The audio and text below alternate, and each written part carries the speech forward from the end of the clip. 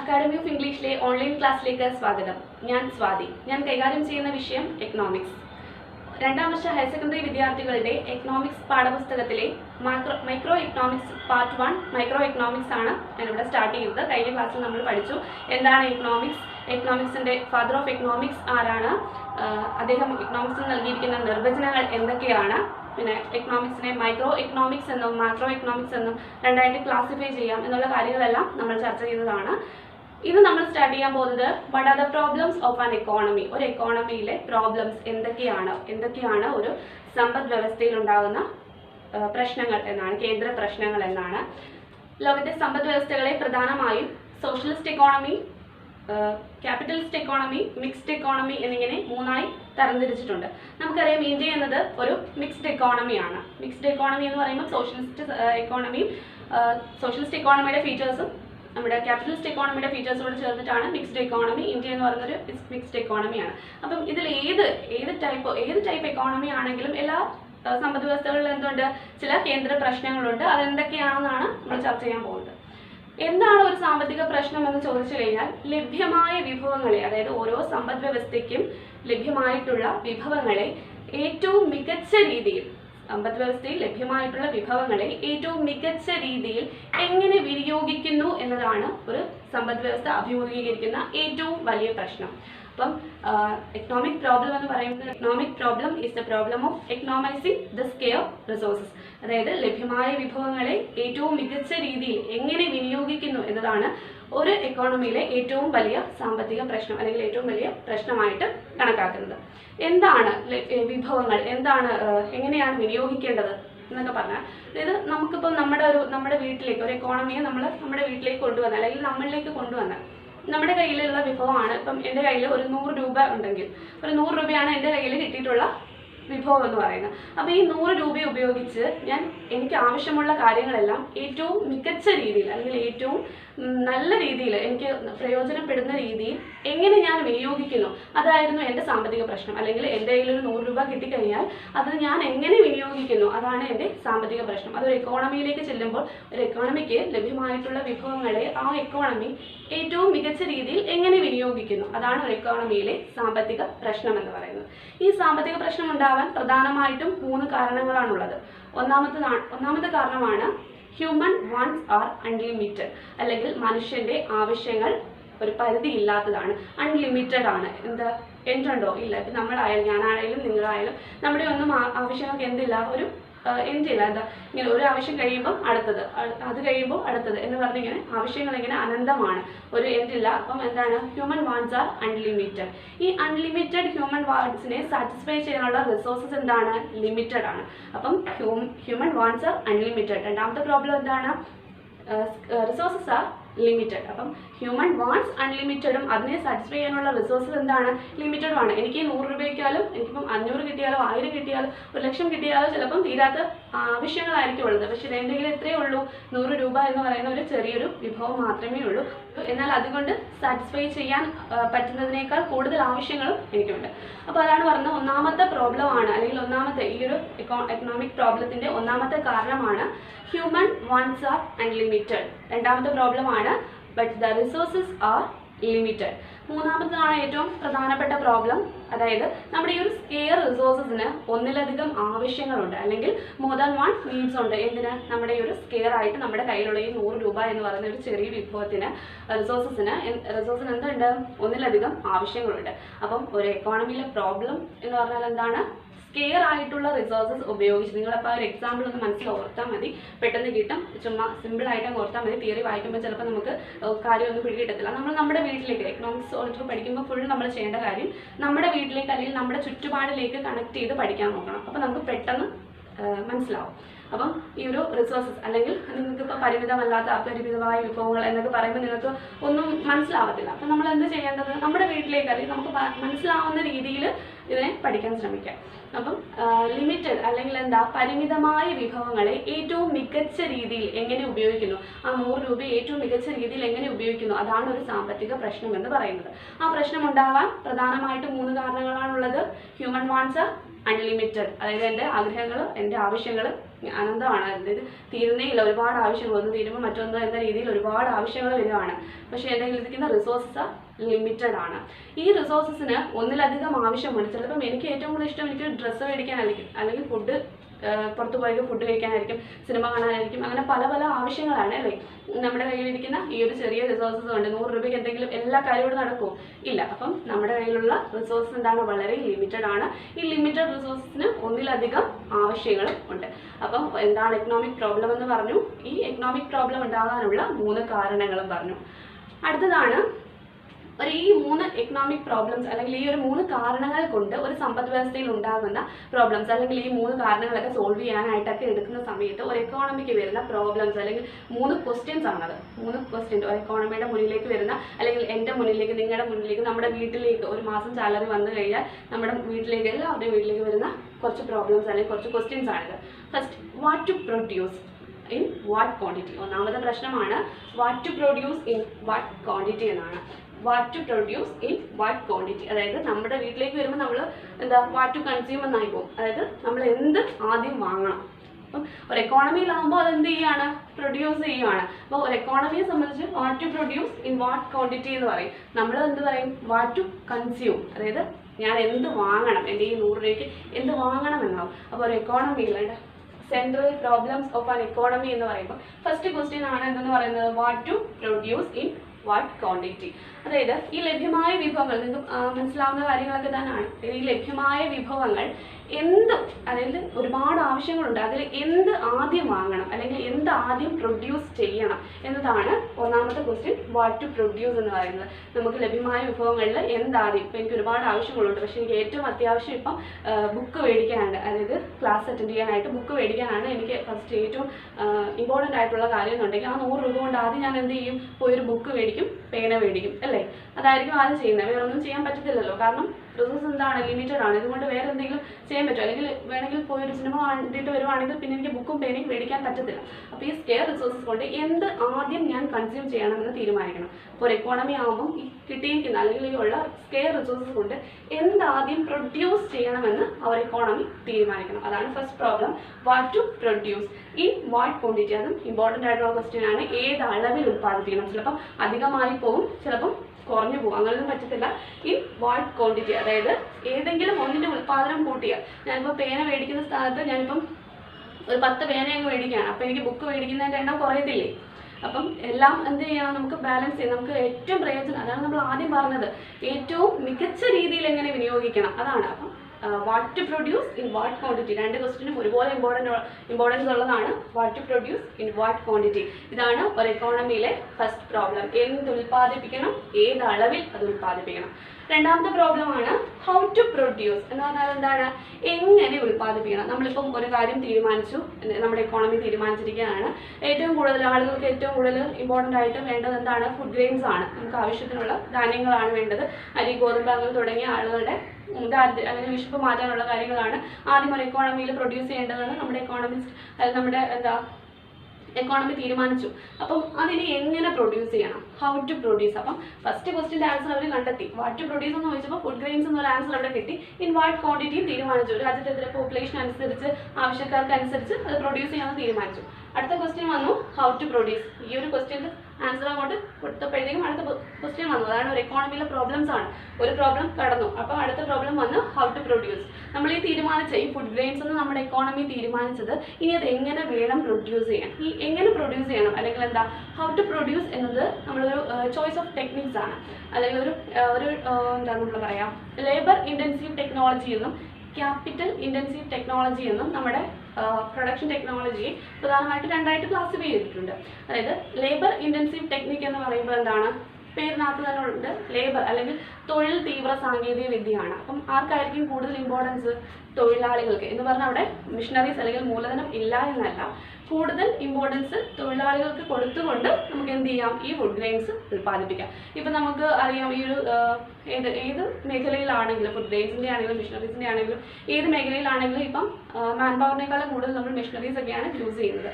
അപ്പം ഇത് പ്രവർത്തിപ്പിക്കാൻ ആവശ്യമായ 2 or 3 എംപ്ലോയീസ് അല്ലാതെ കൂടുതൽ എംപ്ലോയീസ് ഇല്ല, അതുകൊണ്ട് തന്നെ ഇവിടെ അൺഎംപ്ലോയ്മെന്റ് കൂടുന്ന കാര്യം എല്ലാം നമുക്കറിയാവുന്ന കാര്യമാണ്. അപ്പോൾ ഈ ഹൗ ടു പ്രൊഡ്യൂസ് എന്ന് പറയുന്നത് ചോയ്സ് ഓഫ് ടെക്നിക്കാണ്. ഏത് ടെക്നിക് യൂസ് ചെയ്യണം? ഒന്നാമത്തെ ടെക്നിക്കാണ് ലേബർ ഇൻറ്റൻസീവ് ടെക്നോളജി. ഇന്ത്യയെ പോലെ നല്ല പോപ്പുലേഷനുള്ള ഒരു രാജ്യത്ത്, അതും തൊഴിലില്ലായ്മയൊക്കെ കൂടിയിരിക്കുന്ന ഈ ഒരു രാജ്യത്ത് ഏറ്റവും നല്ലത് ഏത് ടെക്നിക്കായിരിക്കും?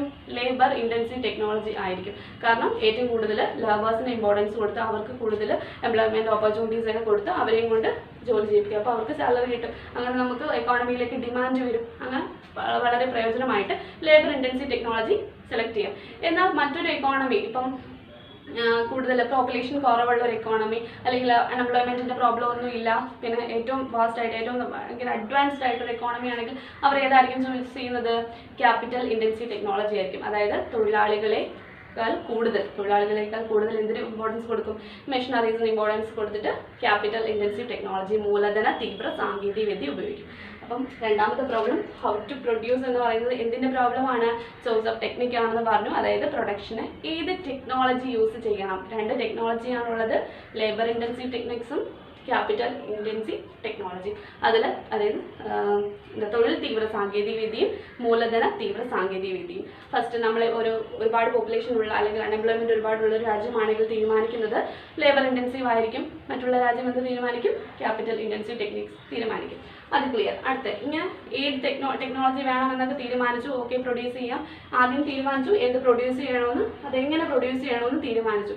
ഇനി ഫോർ ഹൂം ടു പ്രൊഡ്യൂസ്, ആർക്ക് വേണ്ടിയാണ് നമ്മൾ ഈ പ്രൊഡ്യൂസ് ചെയ്യുന്നത്? ഇപ്പോൾ ഈ ലേബർ ഇൻറ്റൻസീവ് ടെക്നോളജി അല്ലെങ്കിൽ ക്യാപിറ്റൽ ഇൻറ്റൻസീവ് ടെക്നോളജി ഉപയോഗിച്ച് പ്രൊഡ്യൂസ് ചെയ്യാൻ വെച്ചേക്കുന്ന കാര്യം ആർക്ക് വേണ്ടിയാണ് നമ്മൾ ഉൽപ്പാദിപ്പിക്കുന്നത്? അതായത് സമൂഹത്തിൽ ഒരുപാട് പൈസ ഉള്ളവർക്ക് വേണ്ടിയിട്ടാണോ, അതോ താഴേക്കിടയിലുള്ളവർക്ക് വേണ്ടിയിട്ടാണോ, അല്ലെങ്കിൽ അവർക്ക് എത്ര അളവിൽ വേണ്ടിയിട്ടാണ്? അതായത് വിതരണവുമായി ബന്ധപ്പെട്ട പ്രശ്നമാണ് ഈ മൂന്നാമത്തത്. ഫോർ ഹോം ടു പ്രൊഡ്യൂസ് എന്നത് വിതരണവുമായി ബന്ധപ്പെട്ട പ്രശ്നമാണ്. നമ്മൾ ഈ എല്ലാം കൂടെ പ്രൊഡക്ഷൻ അല്ലെങ്കിൽ പ്രൊഡ്യൂസ് ചെയ്ത് വെച്ചാൽ പോലല്ലോ, അതെന്ത് ചെയ്യണം? വിതരണം ചെയ്യണം. അപ്പോൾ അത് ആർക്ക് എത്ര അളവിൽ എങ്ങനെ വിതരണം ചെയ്യണം, അതാണ് ഫോർ ഹോം ടു പ്രൊഡ്യൂസ് എന്ന് പറയുന്ന പ്രോബ്ലം. അപ്പോൾ നമ്മളൊരു എക്കോണമിയിലെ 3 പ്രോബ്ലംസ് പറഞ്ഞു. What to produce, in what quantity, how to produce, for whom to produce. 3 problems ആണ് പറഞ്ഞത്.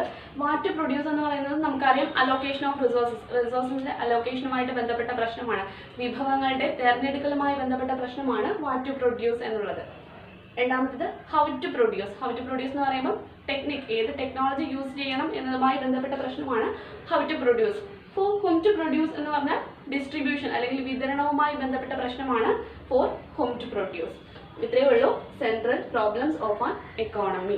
അപ്പം നമ്മൾ ആദ്യം എന്താണ് പറഞ്ഞത്? ഒരു എക്കോണമി, ഒരു സാമ്പത്തിക പ്രശ്നം എന്നാൽ എന്താണ്? ലഭ്യമായ വിഭവങ്ങളെ ഏറ്റവും മികച്ച രീതിയിൽ ഉപയോഗിച്ചാൽ അവിടെ സാമ്പത്തിക പ്രശ്നം, അതാണ് ഒന്നാമത്തെ സാമ്പത്തിക പ്രശ്നം എന്ന് പറയുന്നത്. ഈ സാമ്പത്തിക പ്രശ്നം ഉണ്ടാവാനുള്ള കാരണങ്ങൾ 3 പറഞ്ഞു. അൺലിമിറ്റഡ് വാണ്ട്സ്, ലിമിറ്റഡ് റിസോഴ്സസിന് മോർ ദാൻ 1 യൂസേഴ്സ്. അങ്ങനെ 3 കാരണങ്ങൾ പറഞ്ഞു. ഈ 3 കാരണങ്ങൾ കൊണ്ട് ഒരു എക്കോണമി ഫേസ് ചെയ്യുന്ന 3 പ്രോബ്ലം, അത് ഏത് എക്കോണമി ആയിക്കോട്ടെ, സോഷ്യലിസ്റ്റ് ആയിക്കോട്ടെ, ക്യാപിറ്റലിസ്റ്റ് ആയിക്കോട്ടെ, മിക്സ്ഡ് എക്കോണമി ആയിക്കോട്ടെ, ഈ 3 എക്കോണമി ഫേസ് ചെയ്യുന്ന 3 പ്രോബ്ലംസ് പറഞ്ഞു. What to produce, in what quantity, എന്ത് അലോക്കേഷൻ ഓഫ് റിസോഴ്സസുമായി ബന്ധപ്പെട്ട പ്രശ്നം. ഹൗ ടു പ്രൊഡ്യൂസ് എന്ന് പറയുന്നത് ടെക്നിക്കുമായിട്ട് ബന്ധപ്പെട്ട പ്രശ്നം. മൂന്നാമത്തെ ഫോർ ഹോം ടു പ്രൊഡ്യൂസ് എന്ന് പറയുന്നത് ഡിസ്ട്രിബ്യൂഷനുമായി ബന്ധപ്പെട്ട പ്രശ്നം. 3 central problems of an economy. ഇത്രയേ ഉള്ളൂ. നമ്മൾ 3 എക്കണോമിക് പ്രോബ്ലം ചർച്ച ചെയ്തു. What to produce, how to produce, for whom to produce. ഈ 3 എക്കണോമിക് പ്രോബ്ലംസിനെയും നമുക്കൊരു ഗ്രാഫിൻ്റെ രൂപത്തിൽ നമുക്ക് ചർച്ച ചെയ്യാം, അല്ലെങ്കിൽ ഗ്രാഫിൻ്റെ രൂപത്തിൽ കുറച്ചുകൂടി മനസ്സിലാവുന്ന രീതിയിൽ നമുക്ക് പറയുന്നതാണ് പ്രൊഡക്ഷൻ പോസിബിലിറ്റി ഫ്രോണ്ടിയർ, അല്ലെങ്കിൽ ഉൽപാദന സാധ്യതയുടെ അതിര് എന്ന് പറയുന്നത്. അതായത് ഉൽപാദനത്തിൻ്റെ സാധ്യതയാണ്, പ്രൊഡക്ഷൻ പോസിബിലിറ്റീസ് ആണ്. അതായത് നമുക്ക് ഇത്ര ഉൽപ്പാദിപ്പിക്കുമെന്നല്ല, അതിൻ്റെ സാധ്യതയാണ് പ്രൊഡക്ഷൻ പോസിബിലിറ്റിയുടെ ഫ്രോണ്ടിയർ അല്ലെങ്കിൽ അതിര്. മാക്സിമം ഇത്രയും പറ്റത്തുള്ളൂ, ഒരു എക്കോണമിയിൽ എത്രത്തോളം ഉൽപ്പാദിപ്പിക്കാം, ഏതൊക്കെ എങ്ങനെയൊക്കെ ഉൽപ്പാദിപ്പിക്കാം എന്നുള്ള കാര്യം നമ്മളൊരു ഗ്രാഫിൻ്റെ സഹായത്തോടെ നമ്മൾ പഠിക്കുന്നത്. നിങ്ങൾ കഴിഞ്ഞ വർഷം സ്റ്റാറ്റിസ്റ്റിക്സിനകത്ത് ഒരുപാട് ഗ്രാഫ് വരയ്ക്കാൻ പഠിച്ചിട്ടുള്ളതാണ്. അപ്പം പിന്നെ ഗ്രാഫ് എങ്ങനെയാണ് വരയ്ക്കുന്നത് എന്നുള്ള ഡൗട്ടൊന്നും കാണില്ല. നല്ലതുപോലെ നിങ്ങൾക്ക് അറിയാം, ഒരു ഗ്രാഫിന് എക്സ് ആക്സിസ് ഉണ്ട്, വൈ ആക്സിസ് ഉണ്ട്, 0 പോയിന്റ് ഉണ്ട്. അതിൽ എങ്ങനെയാണ് ഒരു ടേബിളിൽ ഒരു ഡേറ്റ തന്നിരുന്നാൽ അതിനെ എങ്ങനെയാണ് ഗ്രാഫാക്കി മാറ്റുന്നത്, അല്ലെങ്കിൽ ഒരു ഗ്രാഫിക്കലി അതിനെ റെപ്രസെൻറ്റ് ചെയ്യുന്നത് എങ്ങനെയാണെന്ന് നല്ലപോലെ നിങ്ങൾക്ക് അറിയാം. അതുകൊണ്ട് പ്രത്യേകിച്ച് അത് പറഞ്ഞു തരേണ്ട ആവശ്യമില്ലെന്ന് വിചാരിക്കുന്നു. അപ്പോൾ നമുക്കിപ്പോൾ പറയാനുള്ളത് നമ്മുടെ ഈ എക്കണോമിക് പ്രോബ്ലംസിനെ നമ്മളൊരു ഗ്രാഫിൻ്റെ രൂപത്തിലാക്കുന്നതാണ്. അപ്പം നമുക്കറിയാം ഒരു എക്കോണമിയിലെ വിഭവങ്ങൾ എന്താണ്, ലിമിറ്റഡ് ആണ്, വാൺസ് അൺലിമിറ്റഡ് ആണ്. എന്നാൽ നമുക്ക് എല്ലാ അൺലിമിറ്റഡ് വാൺസിനെയും കൂടി ഒരു ഗ്രാഫിനകത്ത് നമുക്ക് പറ്റത്തില്ല, കാരണം 2 ആക്സിസേ ഉള്ളൂ, എക്സ് ആക്സിസും വൈ ആക്സിസും. അപ്പോൾ നമ്മൾ ഇപ്പോൾ എടുക്കുന്നത് ഒരു എക്കോണമിയിൽ അത്യാവശ്യമായിട്ട് വേണ്ട 2 ഫുഡ് ഗ്രെയിൻസിൻ്റെ പേരാണ് വീറ്റ്, റൈസ്. ഇതിനെ രണ്ടിനെയും നമുക്ക് എങ്ങനെ, ഇതിൻ്റെ പ്രൊഡക്ഷൻ എങ്ങനെ ഇൻക്രീസ് ചെയ്തു ഡിക്രീസ് ചെയ്തു ഒരു എക്കോണമിയിലെ പ്രോബ്ലംസ് എങ്ങനെയാണ് സോൾവ് ചെയ്യുന്നത് എന്നുള്ള കാര്യമാണ് നമ്മൾ പഠിക്കാൻ പോകുന്നത്. അപ്പോൾ നമുക്കറിയാം വിഭവങ്ങൾ ദുർലഭമായതുകൊണ്ട് ഈ രണ്ടിൻ്റെയും പ്രൊഡക്ഷൻ ഒരേ സമയം നമുക്ക് വർദ്ധിപ്പിക്കാൻ പറ്റത്തില്ല. അതായത് വീറ്റ് ആയാലും റൈസ് ആയാലും ഏത് ഉൽപ്പന്നമായാലും, ഒരു മെഷീനറി ആയാലും ഏത് ഉൽപ്പന്നമായാലും എന്ത് ചെയ്യാൻ പറ്റത്തില്ല, വിഭവങ്ങൾ ദുർലഭമായതുകൊണ്ട് ഒരേ സമയം രണ്ടിൻ്റെയും പ്രൊഡക്ഷൻ എന്ത് ചെയ്യാൻ പറ്റത്തില്ല, കൂട്ടാൻ പറ്റത്തില്ല. ഞാൻ നേരത്തെ പറഞ്ഞു, ഞാൻ പേനയും പെൻസിലും മേടിക്കാൻ ബുക്കും പെൻസിലും മേടിക്കാൻ പോയാൽ ഞാൻ എന്ത് ചെയ്യാൻ പറ്റത്തില്ല, എനിക്ക് ഫുൾ പെൻസിലും മേടിക്കാൻ പറ്റത്തില്ല, മൊത്തത്തിൽ ബുക്ക് മേടിക്കാൻ പറ്റത്തില്ല, രണ്ടും ഒരുപോലെ വാങ്ങണം. അപ്പോൾ ഒന്നിൻ്റെ ഉൽപ്പാദനം ഞാൻ കൂട്ടിയ ബുക്ക് ഞാൻ അധികം വാങ്ങാൻ ശ്രമിച്ചാൽ എനിക്ക് പേന കുറച്ചേ വാങ്ങാൻ പറ്റൂ, പേന അധികം മേടിക്കാൻ ശ്രമിച്ചാൽ ബുക്ക് കുറച്ചേ വാങ്ങാൻ പറ്റൂ, കാരണം എൻ്റെ കയ്യിലിരിക്കുന്ന റിസോഴ്സ് എത്രയേ ഉള്ളൂ, 100 രൂപയേ ഉള്ളൂ, അതിന് തികയണം. അപ്പോൾ അത് തന്നെയാണ് നമ്മുടെ എക്കോണമി ചെയ്യുന്നത്. ലിമിറ്റഡ് ആയിട്ടുള്ള റിസോഴ്സസിൽ നിന്നുകൊണ്ട് എങ്ങനെ കൃത്യമായി കാര്യങ്ങൾ ചെയ്യാം, അല്ലെങ്കിൽ എങ്ങനെ കൃത്യമായി ഒരു എക്കണോമിക് പ്രോബ്ലം പരിഹരിക്കാം. ഇപ്പോൾ നമ്മൾ എക്സാമ്പിളായിട്ട് എടുത്തത് വീറ്റിൻ്റെയും റൈസിൻ്റെയും കാര്യമാണ്. നമുക്ക് നോക്കാം. ഈ ഒരു ടേബിളിനെ പറയുന്നത് പ്രൊഡക്ഷൻ പോസിബിലിറ്റി ഷെഡ്യൂൾ എന്നാണ്, അതായത് ഉൽപാദന സാധ്യത കാണിക്കുന്ന ഷെഡ്യൂൾ, ഒരു പട്ടിക. നോക്കാം. ഇതിൽ A, B, C, D, E എന്ന് പറയുന്ന 3 പോസിബിലിറ്റീസ് ആണ്, 5 പോസിബിലിറ്റീസ് ആണ് തന്നിട്ടുള്ളത്. A, B, C, D, E. A എന്ന പോസിബിലിറ്റി പ്രൊഡക്ഷൻ പോസിബിലിറ്റി ആണ്, ഉൽപാദനത്തിന്റെ സാധ്യതയാണ്, ഒരു എക്കോണമി മുന്നോട്ട് വെക്കുന്ന ഒരു സാധ്യതയാണ്. എ എന്ന ഉൽപാദന സാധ്യത അല്ലെങ്കിൽ ഒരു പോസിബിലിറ്റിയിൽ വീറ്റ് അല്ലെങ്കിൽ ഗോതമ്പ് എത്ര യൂണിറ്റ് ഉൽപ്പാദിപ്പിക്കുന്നുണ്ട്, 0 യൂണിറ്റ് മാത്രമേ ഉൽപ്പാദിപ്പിക്കുന്നുള്ളൂ. റൈസ് ആണെങ്കിൽ 15 യൂണിറ്റ് ഉൽപ്പാദിപ്പിക്കുന്നുണ്ട്. അപ്പം എ എന്ന ഉൽപാദന സാധ്യതയിൽ, അതായത് ഒരു എക്കോണമി മുന്നോട്ട് വെക്കുന്നതാണ്, എ എന്ന രീതിയിൽ ഉൽപ്പാദിപ്പിക്കാൻ പറ്റുമോ, അതായത് കിട്ടിയ വിഭവങ്ങൾ കൊണ്ട് വീറ്റ് ഒന്നും ഉൽപ്പാദിപ്പിക്കാതെ റൈസ് 15 യൂണിറ്റ് ഉൽപ്പാദിപ്പിക്കാം. അപ്പോഴത്തേക്ക് എന്ത് ചെയ്ത് കഴിയും, വിഭവം തീർന്നു കാണും. അല്ലെങ്കിൽ എന്താ, ഇതോട് ഉൽപ്പാദിപ്പിച്ചാലോ, ലിമിറ്റഡ് ആയിട്ടുള്ള റിസോഴ്സസിൽ നിന്നുകൊണ്ട് മാക്സിമം അവർ എന്ത് ഉൽപ്പാദിപ്പിക്കാൻ ശ്രമിച്ചു, റൈസ് ഉൽപ്പാദിപ്പിക്കാൻ ശ്രമിച്ചു. അപ്പോൾ വീറ്റിന്റെ പ്രൊഡക്ഷൻ എത്രയായി പോയി, 0 ആയിപ്പോയി. എന്നാൽ ബി എന്ന യൂണിറ്റിൽ ആ എക്കോണമി വിചാരിച്ചു വീറ്റിന്റെ പ്രൊഡക്ഷൻ കുറച്ച് കൂട്ടാമെന്ന്. അപ്പം 0 എന്ന യൂണിറ്റിൽ നിന്ന് വീറ്റിന്റെ പ്രൊഡക്ഷൻ 1 യൂണിറ്റ് കൂട്ടി, 0യിൽ നിന്ന് 1 ആയി. അപ്പോൾ നോക്കൂ, റൈസിന്റെ പ്രൊഡക്ഷൻ എന്ത് ചെയ്തു, 15 ആയിരുന്നു നേരത്തെ, അത് എത്രയായി കുറഞ്ഞു, 14 ആയി കുറഞ്ഞു. അപ്പം 1 യൂണിറ്റ് വീറ്റ് കൂട്ടിയപ്പോൾ തൊട്ടപ്പുറത്തെ റൈസ് എന്ത് ചെയ്തു, 1 യൂണിറ്റ് കുറഞ്ഞു. അപ്പോൾ അതാണ് പറയുന്നത്, 1 യൂണിറ്റ് അധികം നമ്മൾ ഉൽപ്പാദിപ്പിക്കാൻ ശ്രമിച്ചാൽ മറ്റൊന്നിന്റെ 1 യൂണിറ്റ് എന്ത് ചെയ്യേണ്ടി വരും, കുറയ്ക്കേണ്ടി വരും. കാരണം എന്താണ്, റിസോഴ്സസ് ലിമിറ്റഡ് ആണ്. ഓക്കെ, എ എന്ന യൂണിറ്റായി എ എന്ന സാധ്യത, ബി എന്ന സാധ്യത കണ്ടു. സി എന്ന സാധ്യതയിലേക്ക് വന്നപ്പോൾ, അല്ലെങ്കിൽ സി എന്ന പോസിബിലിറ്റി നോക്കി, വീറ്റ് 2 യൂണിറ്റ് ആയി, 0 അല്ല 1 അല്ല 2, 2 യൂണിറ്റ് ആയി. ഇപ്പോൾ റൈസ് എന്ത് ചെയ്തു, കുറഞ്ഞു, 15ൽ നിന്ന് നേരത്തെ 14 ആയിരുന്നു, അത് വീണ്ടും 12 ആയി കുറഞ്ഞു. അപ്പം എത്ര യൂണിറ്റ്, ഒരെണ്ണം അല്ലെങ്കിൽ ഏതെങ്കിലും ഒരു ഗുഡ് 1 അല്ലെങ്കിൽ വീറ്റ് 1 യൂണിറ്റ് വീതം ഇൻക്രീസ് ചെയ്യുമ്പോൾ ഗുഡ് 2 റൈസ് എന്ത് ചെയ്യുന്നുണ്ട്, ഞാനിവിടെ ഗുഡ് 1 ഗുഡ് 2 എന്ന് എഴുതിയാലും മതി. വീറ്റ് റൈസ് നിങ്ങൾക്ക് ഇഷ്ടമുള്ള ഏതെങ്കിലും 2 എക്സാമ്പിൾ എടുക്കാം. അപ്പോൾ നിങ്ങൾക്ക് പെട്ടെന്ന് മനസ്സിലാവാൻ വേണ്ടിയിട്ടാണ് വീറ്റ് റൈസ് കൊടുത്തത്. മിഷണറീസോ റൈസോ എന്തെങ്കിലും ഫുഡ് ഗ്രെയിൻസ് നിങ്ങൾക്ക് ഇഷ്ടമുള്ള എക്സാമ്പിൾ എടുക്കാം, പെൻസിൽ ഏത് വേണമെങ്കിലും എടുക്കാം. അപ്പോൾ ഇതിൽ 1 യൂണിറ്റ് ഗുഡ് 1 ഇൻക്രീസ് ചെയ്യാൻ ശ്രമിക്കുമ്പോൾ ഗുഡ് 2 എന്ത് ചെയ്യുകയാണ്, കുറയുകയാണ്. അപ്പം ഇത് 0 ആയി, 1 ആയി, 2 ആയി, 3 ആയി, 4 ആയി. ഇത് ഇൻക്രീസ് ചെയ്യുകയാണ്, ഇതനുസരിച്ച് എന്ത് ചെയ്യുകയാണ്, ഡിക്രീസ് ചെയ്യുകയാണ്. 15, 14, 12, 9, 5 എന്ന് പറഞ്ഞാൽ എന്ത് ചെയ്യുകയാണ്, കുറഞ്ഞ് വരികയാണ്. അപ്പം സി എന്ന യൂണിറ്റ് 2 ആയി, ഇവിടെ 12. ഡി എന്ന യൂണിറ്റിൽ എന്തായി, 2, 3 ആയി വർദ്ധിച്ചു. അപ്പോൾ ഇത് എത്രയായി, 12ൽ നിന്ന് 9 ആയി കുറഞ്ഞു. 1 യൂണിറ്റ് ഇവിടെ ഇൻക്രീസ് ചെയ്യുമ്പോൾ ഇവിടെ എന്ത് ചെയ്യുകയാണ്, അതിനനുസരിച്ച് കുറയുകയാണ്. ഇ എന്ന പോസിബിലിറ്റി എന്താണ്, 4 യൂണിറ്റ് വീറ്റ് പ്രൊഡ്യൂസ് ചെയ്തപ്പോൾ എത്ര യൂണിറ്റ് റൈസേ പ്രൊഡ്യൂസ് ചെയ്യാൻ പറ്റിയിട്ടുള്ളൂ, 5 യൂണിറ്റ് റൈസ് മാത്രമേ പ്രൊഡ്യൂസ് ചെയ്യാൻ പറ്റിയിട്ടുള്ളൂ. അപ്പം പ്രൊഡക്ഷൻ പോസിബിലിറ്റീസ് കാണിക്കുന്നത് A, B, C, D, E എന്ന പ്രൊഡക്ഷൻ പോസിബിലിറ്റീസിൽ നമുക്ക് മനസ്സിലാക്കാൻ പറ്റുന്ന എന്താണ്, ഏതെങ്കിലും ഒരു യൂണിറ്റിൽ അല്ലെങ്കിൽ ഏതെങ്കിലും ഒരു പ്രൊഡക്റ്റിന്റെ 1 യൂണിറ്റ് വർദ്ധിപ്പിക്കാൻ ശ്രമിച്ചാൽ മറ്റൊരു പ്രൊഡക്ഷൻ, അല്ലെങ്കിൽ നമ്മളിപ്പം 2 സെക്ടർ എക്കോണമിയാണ്, അല്ലെങ്കിൽ എന്താ പറയുക, 2 സാധനങ്ങൾ മാത്രം ഉൽപ്പാദിപ്പിക്കുന്ന ഒരു എക്കോണമിയുടെ കാര്യമാണ് ഇവിടെ ചർച്ച ചെയ്യുന്നത്. അപ്പോൾ ഇവിടെ വീറ്റിന്റെ ഓരോ യൂണിറ്റ് കൂട്ടുമ്പോൾ റൈസിന്റെ യൂണിറ്റുകൾ എന്ത് ചെയ്യുന്നുണ്ട്, കുറഞ്ഞു വരുന്നുണ്ട്. ഇതിന്റെ കാരണം എന്താണെന്ന് ചോദിച്ചു കഴിഞ്ഞാൽ റിസോഴ്സസ് ലിമിറ്റഡ് ആണ്. ഓക്കെ, ഇതിനെ നമുക്ക്, ഇത് പ്രൊഡക്ഷൻ പോസിബിലിറ്റി ഷെഡ്യൂൾ ആണ്. ഈ ഷെഡ്യൂളിനെ നമുക്ക് ഗ്രാഫ് അല്ലെങ്കിൽ പ്രൊഡക്ഷൻ പോസിബിലിറ്റി ഫ്രോണ്ടിയർ ആക്കി വരയ്ക്കാം. ഫ്രോണ്ടിയർ എന്ന് പറഞ്ഞാൽ എന്താണ്, അതിര് എന്നാണ്. അപ്പം പ്രൊഡക്ഷൻ പോസിബിലിറ്റിയുടെ അതിരാണ്, ഉൽപാദന സാധ്യതയുടെ അതിര്, എവിടം വരെ ഒരു എക്കോണമിക്ക് പ്രൊഡ്യൂസ് ചെയ്യാൻ പറ്റും എന്ന് കാണിക്കുന്നതാണ്. അപ്പോൾ നിങ്ങൾക്ക് അറിയാവുന്ന കാര്യമാണ് ഈ ഡേറ്റാസിനെ ഗ്രാഫ് ആക്കാൻ നമുക്ക് നോക്കാം. ഇപ്പോൾ ഇവിടെ നമ്മൾ എടുത്തേക്കുന്നത് എക്സ് ആക്സിസിൽ എടുത്തേക്കുന്നത് 1 2 3 4 5 അത് എന്തിൻ്റെയാണ്? വീറ്റിൻ്റെ യൂണിറ്റ് ആണ്. 1 1 2 3 4 എന്ന് പറയുന്നത് വീറ്റിൻ്റെ യൂണിറ്റ് ആണല്ലോ. നമുക്കിത് ഇവിടെ എന്താണ്? വീറ്റ്. അടുത്തത് റൈസ്. ഇത് തന്നെയല്ലേ ഇവിടെ എഴുതിയേക്കുന്നത്. അപ്പോൾ നമുക്ക് ഈ 15 മുതൽ 3 അല്ലെങ്കിൽ 15 മുതൽ 0 വരെ ഉള്ളത് നമ്മുടെ റൈസിൻ്റെ യൂണിറ്റുകളാണ് എഴുതിയേക്കുന്നത്. ഇവിടെ റൈസ് ആണ്, ഇവിടെ വീറ്റ് ആണ്. അപ്പോൾ നമുക്കറിയാം എ എന്ന ഫസ്റ്റ് എ എന്ന പോസിബിലിറ്റി ആണ് നമുക്ക് വരയ്ക്കേണ്ടത്. വീറ്റ് 0 യൂണിറ്റ് പ്രൊഡ്യൂസ് ചെയ്യുമ്പോൾ റൈസ് എന്ത് ചെയ്യുന്നുണ്ട്? 15 യൂണിറ്റ് പ്രൊഡ്യൂസ് ചെയ്യുന്നുണ്ട്. അപ്പോൾ വീറ്റ് 0 യൂണിറ്റ്, വീറ്റ് 0 യൂണിറ്റ്. അപ്പോൾ റൈസ് എന്ത് ചെയ്യാണ്? 15 യൂണിറ്റ് പ്രൊഡ്യൂസ് ചെയ്യണം. അപ്പം 0 എന്ന ലൈൻ നമ്മൾ y ആക്സിസിൽ എ എന്ന പോയിന്റ്. എങ്ങനെയാണ് ഇത് വരയ്ക്കുന്നതെന്ന് നിങ്ങൾക്ക് അറിയാം, കാരണം കഴിഞ്ഞ പ്രാവശ്യം ഞാൻ പറഞ്ഞല്ലോ, കഴിഞ്ഞ പ്രാവശ്യം നല്ലപോലെ ഗ്രാഫൊക്കെ വരയ്ക്കാൻ പഠിച്ച പിള്ളേരാണ്, അതുകൊണ്ട് നല്ലപോലെ അറിയാം. 0 15 എന്നാണ് എയുടെ കോമ്പിനേഷൻ. നമുക്കറിയാം എ എന്ന യൂണിറ്റ് വരച്ചു, എ എന്ന പോസിബിലിറ്റി വരച്ചു. ബി എന്ന പോസിബിലിറ്റി എത്രയാണ്? വീറ്റിൻ്റെ 1 യൂണിറ്റ്. വീറ്റ് 1 യൂണിറ്റ് പ്രൊഡ്യൂസ് ചെയ്യുമ്പോൾ റൈസ് എത്ര യൂണിറ്റ് ആണ്? 14 യൂണിറ്റ്. അതായത് 1 മുതൽ ഇവിടെ 15നും 12നും നടുക്കായിട്ട് വരത്തില്ലേ 14. അപ്പം ഇവിടെയായിട്ട് നമ്മുടെ ബി എന്ന യൂണിറ്റ് നമുക്ക് അടയാളപ്പെടുത്താം. മൂന്നാമത്തെ സി, 2 യൂണിറ്റ് വീറ്റും 12 യൂണിറ്റ് റൈസും. 2 യൂണിറ്റ് വീറ്റും 12 യൂണിറ്റ് റൈസും അല്ലെ, ഇവിടെയായിട്ട് സി എന്ന യൂണിറ്റ് അടയാളപ്പെടുത്താം. അടുത്ത ഡി എന്ന യൂണിറ്റ് 3 യൂണിറ്റ് വീറ്റും 9 യൂണിറ്റ് റൈസുമാണ്. 3 യൂണിറ്റ് 9 യൂണിറ്റ്. ഇ എന്ന യൂണിറ്റിൽ എത്രയാണ്? 4 യൂണിറ്റ് വീറ്റും 5 യൂണിറ്റ് റൈസുമാണ്. 4 യൂണിറ്റ് വീറ്റും 5 യൂണിറ്റ്. 5 എന്ന് പറയുമ്പോൾ 6നും 3നും ഇടയ്ക്കായിട്ട് വരും. ഇത് ഇ എന്ന യൂണിറ്റ്. അപ്പം ഇത്രയേ ഉള്ളൂ. ഇത് പ്രൊഡക്ഷൻ പോസിബിലിറ്റി ഷെഡ്യൂൾ ആണ്. ഈ ഷെഡ്യൂളിലെ ഡേറ്റാസ് വെച്ചിട്ട് നമ്മൾ ഇതിനെ പ്രൊഡക്ഷൻ പോസിബിലിറ്റിയുടെ ഫ്രോണ്ടിയർ ആക്കി മാറ്റിയതാണ്. ഈ യൂണിറ്റുകളെ അല്ലെങ്കിൽ ഈ ഒരു പോസിബിലിറ്റീസിനെ ഒന്ന് ജോയിൻ ചെയ്ത് ഒരു കർവ് വരച്ചു കഴിഞ്ഞാൽ എന്ത് കിട്ടും? നമ്മുടെ production possibility frontier P P F അതെന്നുണ്ടെങ്കിൽ P P C. Production possibility frontier എന്നോ പ്രൊഡക്ഷൻ പോസിബിലിറ്റി കർവ് എന്നോ വിളിക്കുന്നത് ഉൽപാദന സാധ്യതയുടെ ഈ അതിരിനെയാണ്. ഇതിന്റെ ഷേപ്പ് എന്താണ്? ഒറിജിനുമായി കോൺകേവ് ആകൃതിയാണ്. പ്രൊഡക്ഷൻ പോസിബിലിറ്റി കർവിന്റെ ഷേപ്പ് എന്താണെന്ന് ചോദിച്ചു കഴിഞ്ഞാൽ ഒറിജിനുമായി കോൺകേവ് ആകൃതിയാണ് സാധാരണയായി ഉണ്ടാകാറുള്ളത്. കാരണം എന്താ? ഈ ഒരു കോൺകേവ് ആകൃതിയിൽ ഉണ്ടാകുന്നതിന് കാരണം എന്താ?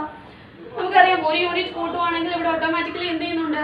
1 യൂണിറ്റ് കുറയാണ്. രണ്ടും കൂടി പോയായിരുന്നെങ്കിൽ ഷേപ്പ് മാറിയാണ്. അപ്പം 1 യൂണിറ്റ് കൂടുമ്പോൾ 1 യൂണിറ്റ് എന്ത് ചെയ്യാണ്? അവിടെ കുറയാണ്. അതുകൊണ്ട് നമ്മുടെ പ്രൊഡക്ഷൻ പോസിബിലിറ്റി കർവിന്റെ ഷേപ്പ് എന്താണ്? കോൺകേവ് ആകൃതിയാണ്. MOC അല്ലെങ്കിൽ മാർജിനൽ ഓപ്പർച്യൂണിറ്റി കോസ്റ്റ് ആണ് ഇതിന് കാരണം. മാർജിനൽ ഓപ്പർച്യൂണിറ്റി കോസ്റ്റ് ആണ് ഒരു സാധനം കൂടുതലായി ഉൽപ്പാദിപ്പിക്കാൻ തുടങ്ങുമ്പോൾ വിട്ടുകൊടുക്കേണ്ടി വരുന്ന മറ്റൊരു സാധനത്തിന്റെ അളവിനെയാണ് നമ്മൾ എന്തെന്ന് പറയുന്നത്? MOC എന്ന് പറയുന്നത്. ഒരു സാധനം കൂടുതലായി ഉൽപ്പാദിപ്പിക്കാൻ തുടങ്ങുമ്പോൾ വിട്ടുകൊടുക്കേണ്ടി വരുന്ന മറ്റൊരു സാധനത്തിന്റെ അളവിനെയാണ് MOC അല്ലെങ്കിൽ മാർജിനൽ ഓപ്പർച്യൂണിറ്റി കോസ്റ്റ് എന്ന് പറയുന്നത്. ഈ മാർജിനൽ ഓപ്പർച്യൂണിറ്റി കോസ്റ്റ് ആണ് PPCയുടെ ആകൃതി കോൺകേവ് ടു ഓറിജിൻ ആവാനുള്ള കാരണം. അപ്പോൾ നമുക്കറിയാം ഒരു ഷെഡ്യൂളിനെ നമ്മൾ ഗ്രാഫ് ആക്കി വരച്ചു. ഇതിൽ A B C D E എന്ന് പറഞ്ഞ ഈ പോയിന്റ് ഒക്കെ എന്തിനാണ് കാണിക്കുന്നത്? വിഭവങ്ങളെ പൂർണ്ണമായിട്ടും ഉപയോഗിച്ചു. ഒരു സമ്പദ് വ്യവസ്ഥയിൽ എത്ര വിഭവങ്ങളാണോ ഉണ്ടായിരുന്നത് ആ വിഭവങ്ങളെ പൂർണ്ണമായിട്ടും വിനിയോഗിച്ചതാണ് A B C D E F എന്ന് പറഞ്ഞ A B C D E അല്ലെങ്കിൽ A മുതൽ E വരെയുള്ള പോയിന്റുകൾ കാണിക്കുന്നത്. ഒരു സമ്പദ് വ്യവസ്ഥയിൽ ആകെ ഉണ്ടായിരുന്ന എല്ലാ വിഭവങ്ങളെയും പൂർണ്ണമായിട്ടും ഉപയോഗിച്ചു, അല്ലെങ്കിൽ ഫുള്ളി യൂട്ടിലൈസേഷൻ ഓഫ് റിസോഴ്സസ്. അപ്പം A മുതൽ E വരെയുള്ള പോയിന്റ് ക്ലിയർ ആണ്. ഇനി ഇതിനകത്ത് ഒരു R എന്ന് പറയുന്ന ഒരു പോയിന്റ് നമ്മൾ കൊടുക്കുകയാണ്. ഈ പ്രൊഡക്ഷൻ പോസിബിലിറ്റി ഫ്രോണ്ടിയർ അതിരാണിത്. പ്രൊഡക്ഷൻ പോസിബിലിറ്റിയുടെ അതിരാണ്. ഇവിടെ വരെ മാക്സിമം ആർക്ക് ഉൽപ്പാദിപ്പിക്കാം? ഒരു എക്കോണമിക്ക് ഉൽപ്പാദിപ്പിക്കാം. ലഭ്യമായ വിഭവങ്ങൾ വെച്ചിട്ട് ഈ A മുതൽ E വരെയുള്ള പോയിന്റിൽ ഉൽപ്പാദിപ്പിക്കാം. അതാണ് ഫ്രോണ്ടിയർ, അതിർത്തി, അതിരാണ്. എന്നാൽ ഈ അതിരിനുള്ളിലാണ് പ്രൊഡക്ഷൻ പോസിബിലിറ്റി കർവിനുള്ളിൽ ഒരു R എന്ന് പറയുന്ന ഒരു പോയിന്റ് നമ്മൾ നോട്ട് ചെയ്താൽ ഇത് എന്തിനെ സൂചിപ്പിക്കുന്നു?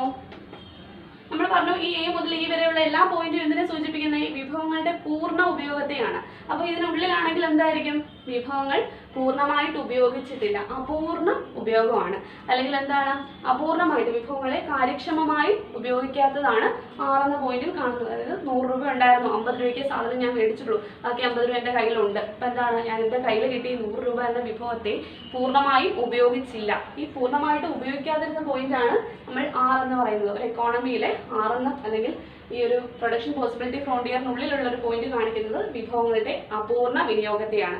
എന്നാൽ ഇതിന് മുകളിൽ ഈ S എന്ന് പറയുന്ന ഇവിടെ ഒരു പോയിന്റാണ് നോട്ട് ചെയ്യുന്നത്. എസ് എന്ന് പറഞ്ഞ് പുറത്തൊരു പോയിന്റ്, അതായത് ഈ ഫ്രോണ്ടിയർ, ഈ അതിർത്തിയുടെ പുറത്തൊരു പോയിന്റാണ് എസ്.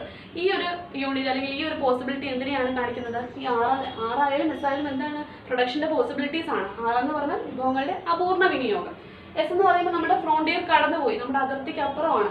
ഇത്രയും മാക്സിമം നമുക്ക് നമ്മുടെ കയ്യിലുള്ള റിസോഴ്സസ് ഉപയോഗിച്ച് ചെയ്യാൻ പറ്റത്തുള്ളൂ. എന്നാൽ അത് കടന്നതിനപ്പുറമാണ് എസ് എന്ന യൂണിറ്റ്. അപ്പോൾ അത് എന്തിനെ സൂചിപ്പിക്കുന്നു? വിഭവങ്ങൾ ദുർലഭമാണ്. അതായത് എൻ്റെ കയ്യിലുള്ള 100 രൂപയ്ക്ക് എനിക്ക് വാങ്ങിക്കുന്ന സാധനത്തിനേക്കാൾ അധികം ആവശ്യമുണ്ട്. ഇനിയും വിഭവം ഉണ്ടെങ്കിൽ മാത്രമേ എനിക്ക് ആ സാധനം വാങ്ങാൻ പറ്റൂ. 100 രൂപ തികയത്തില്ല. ആ ഒരു വിഭവങ്ങൾ അല്ലെങ്കിൽ നമുക്ക് വിഭവങ്ങൾ വിനിയോഗിക്കാൻ ഇല്ലാത്തതിൻ്റെ, നമുക്ക് ഇനിയും കൂടുതൽ വിഭവങ്ങൾ ഉണ്ടെങ്കിൽ ഈ എസ് എന്ന പോയിന്റിലേക്ക് നമുക്ക് റീച്ച് ചെയ്യാൻ പറ്റത്തുള്ളൂ. അപ്പം വിഭവത്തിൻ്റെ ദുർലഭ വിഭവത്തെയാണ് എസ് എന്ന പോയിന്റ് കാണിക്കുന്നത്. അപ്പം പ്രൊഡക്ഷൻ പോസിബിലിറ്റി ഫ്രോണ്ടിയർ ഇത്രയാണ് പറയുന്നത്. പ്രൊഡക്ഷൻ പോസിബിലിറ്റി ഫ്രോണ്ടിയർ എന്ന് പറയുന്നത് എന്താണ്? ഉൽപാദന സാധ്യതയുടെ അതിരാണ് ഒരു സമ്പദ് വ്യവസ്ഥയിൽ. ഇപ്പം നമ്മൾ എടുത്തേക്കുന്ന 2 സാധനങ്ങൾ മാത്രം ഉൽപ്പാദിപ്പിക്കുന്ന ഒരു സമ്പദ് വ്യവസ്ഥയിൽ ഒന്നിന്റെ ഉൽപാദനം കൂടാൻ ശ്രമിച്ചാൽ കൂടിയാൽ വിട്ടുകൊടുക്കേണ്ടി വരുന്ന മറ്റൊരു സാധനത്തിന്റെ അളവനുസരിച്ച് PPF വരയ്ക്കുമ്പോൾ അല്ലെങ്കിൽ MOC അടിസ്ഥാനത്തിൽ നമ്മൾ PPF വരയ്ക്കുമ്പോൾ അത് ഒറിജിനുമായി കോൺകേവ് ആകൃതിയിലായിരിക്കും. അതിൽ ABCDE എന്നീ പോയിന്റുകൾ എന്തിനെ സൂചിപ്പിക്കുന്നു? ഉൽപാദന സാധ്യതയുടെ മാക്സിമം അല്ലെങ്കിൽ എന്താ, ഉൽപാദനത്തിന്റെ മാക്സിമം, വിഭവങ്ങളെ പൂർണ്ണമായി വിനിയോഗിച്ചുകൊണ്ടുള്ള ഉൽപാദനത്തെ കാണിക്കുന്നു. 6 എന്ന പോയിന്റ് PPCയുടെ അകത്തെ പോയിന്റ്, 6 എന്ന പോയിന്റ് വിഭവങ്ങളുടെ അപൂർണ വിനിയോഗത്തെ സൂചിപ്പിക്കുന്നു. എസ് എന്ന പോയിന്റ് നമുക്ക് റീച്ച് ചെയ്യാൻ പറ്റാത്തൊരു പോയിന്റ് ആണ്. കാരണം നമുക്ക് ഇവിടെ വരെ മാക്സിമം പറ്റും. എൻ്റെ 100 രൂപയും കൊണ്ട് എനിക്ക് ഇവിടം വരെയുള്ള സാധനങ്ങളെ വാങ്ങാൻ പറ്റും. ഇങ്ങോട്ട് വാങ്ങണമെങ്കിൽ എനിക്ക് ഇനിയും വിഭവം വേണം, ഒരു 100 രൂപയും കൂടെ ആവശ്യമാണ്. അപ്പോൾ എൻ്റെ വിഭവങ്ങൾ എന്താണ്? വളരെ ലിമിറ്റഡ് ആണ്. വിഭവത്തിന്റെ ദുർലഭത്തെ കാണിക്കുന്ന പോയിന്റാണ് എസ് എന്ന പോയിന്റ്. ഇത് എപ്പോഴും എക്സാമിന് ചോദിക്കുന്നതാണ്. PPC അതിലെ 6 പോയിന്റ്, എസ് പോയിന്റ്, ഈ ABCD എന്ന പോയിന്റ് എന്തിനെ സൂചിപ്പിക്കുന്നു, അതിനുള്ള കാരണം എന്താണ്, ഈ കോൺകേവ് ഷേപ്പിനുള്ള കാരണം എന്താണ്, എല്ലാം ചോദിക്കുന്നതാണ്. നല്ലപോലെ മനസ്സിലാക്കിക്കൊള്ളുക. നമ്മുടെ എക്കണോമിക് പ്രോബ്ലത്തിനെയാണ് നമ്മൾ എന്ത് ചെയ്തിരിക്കുന്നത്? ഈ ഒരു ഷെഡ്യൂളിനെ നമ്മൾ ഗ്രാഫായിട്ട് റെപ്രസെന്റ് ചെയ്തിട്ടുണ്ട്. ഇത് കാണുമ്പോൾ മനസ്സിലാവും ഒരു എക്കോണമിയിൽ എന്തൊക്കെ പ്രോബ്ലംസ് ആണ്. വാട്ട് ടു പ്രൊഡ്യൂസ്, എന്ത് പ്രൊഡ്യൂസ് ചെയ്യണം തീരുമാനിച്ചു. വീറ്റും റൈസും പ്രൊഡ്യൂസ് ചെയ്യാം എന്ന് തീരുമാനിച്ചു. പിന്നെ ഹൗ ടു പ്രൊഡ്യൂസ്, അത് നമുക്കറിയാം. ലേബർ ഇൻറ്റൻസീവ് ആണോ, ക്യാപിറ്റൽ ഇൻറ്റൻസീവ് ആണോ, ഏതോ ഒരു ടെക്നോളജി കൊണ്ടാണ് പ്രൊഡ്യൂസ് ചെയ്യുന്നത്. ആർക്ക് വേണ്ടിയാണ് ഉൽപ്പാദിപ്പിക്കുന്നതെന്ന് ചോദിച്ചു കഴിഞ്ഞാൽ നമുക്കറിയാം, സമൂഹത്തിൽ ഇപ്പോൾ വീറ്റും റൈസും ഒക്കെ ആണെങ്കിൽ കോമൺ എല്ലാവർക്കും ആവശ്യമുള്ള സാധനങ്ങളാണ്. വീറ്റ് ആണെങ്കിലും റൈസ് ആണെങ്കിലും എന്താണ്, ആഡംബര വസ്തുക്കളൊന്നും അല്ല. നമുക്ക് എന്താണ്, ഡെയിലി നമുക്ക് അത്യാവശ്യമുള്ള നെസറി ഗുഡ്സിനകത്താണ് നമ്മുടെ ഫുഡ് ഗ്രെയിൻസ് ഉള്ളത്. അതുകൊണ്ട് എല്ലാവർക്കും, ഒരു എക്കോണമിയിൽ എല്ലാവർക്കും വേണ്ടിയിട്ട് ഫാസ്റ്റായിട്ട് നല്ലൊരു പ്രൊഡക്ഷൻ നടക്കേണ്ടതാണ് വീറ്റ്, റൈസ്. അതിൽ വീറ്റിൻ്റെ ഉൽപ്പാദനം കൂട്ടാൻ ശ്രമിച്ചാൽ റൈസിൻ്റെ ഉൽപ്പാദനം കുറയുന്നത് നമ്മൾ കണ്ടു. അതാണ് നമ്മളിവിടെ ഗ്രാഫിൽ ചെയ്തേക്കുന്നത്. A മുതൽ E വരെയുള്ള പോയിന്റ് അതിൻ്റെ ഫ്രോണ്ടിയർ അതിർത്തിയെ സൂചിപ്പിക്കുന്നു. അതിനുള്ളിലെ പോയിന്റ് R എന്തിനെ സൂചിപ്പിക്കുന്നു? നമുക്ക് വിഭവങ്ങൾ പൂർണ്ണമായി ഉപയോഗിച്ചില്ല, വിഭവങ്ങളുടെ കാര്യക്ഷമമല്ലാത്ത വിനിയോഗത്തെ സൂചിപ്പിക്കുന്നു. വിഭവത്തിന്റെ ദൗർലഭ്യത്തെ സൂചിപ്പിക്കുന്നു. ഇത്രയേ ഉള്ളൂ. എല്ലാവർക്കും മനസ്സിലായെന്ന് വിശ്വസിക്കുന്നു. നന്ദി.